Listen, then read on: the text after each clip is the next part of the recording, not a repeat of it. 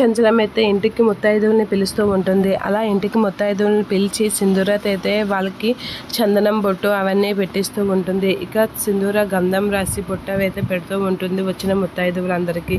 అలా ముత్తైదువులందరికీ దగ్గరుండి చెప్పిస్తూ ఉంటుంది చంచలమ్మ సింధూరతో. ఇక సింధూర అలా అందరికీ బొట్లు పెడుతూ ఉండగా చంచలం అయితే చాలా దినగా హ్యాపీగా ఫీల్ అవుతూ ఉంటుంది. నా కోడల జీవితంలో ఆ దోషాలు తొలగిపోతే చాలు అనేది అనుకుంటూ ఉంటుంది. అలా అనుకుంటూ చూస్తూ మురిసిపోతూ ఉంటుంది.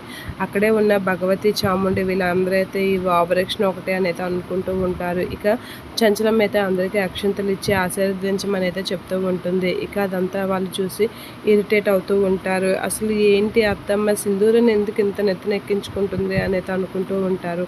ఇక సింధూర అయితే వాళ్ళందరి దగ్గర ఉండి ఆశీర్వాదం తీసుకోమంటుంది చంచలమ్మ. ఇక సింధూర అయితే మోకాల మీద ఉండి అందరి దగ్గర అయితే ఆశీర్వాదం కోసం అలా వాళ్ళకి నమస్కారం చేస్తూ ఉంటుంది. అలా చేయగానే అందరూ ఆశీర్వదిస్తూ ఉంటారు.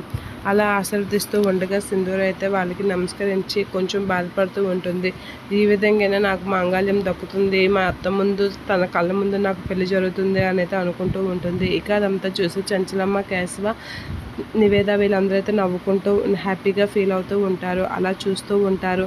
ఇక ఒకరు అలా చూస్తూ ఉండగా ముత్తైదువులు వాళ్ళని సింధూరని దీవిస్తూ ఉండగా సింధూర అయితే అలా వాళ్ళ వైపు చూస్తూ ఉంటుంది దీనంగా. అలా చూస్తూ కొంచెం బాధపడుతూ ఉంటుంది.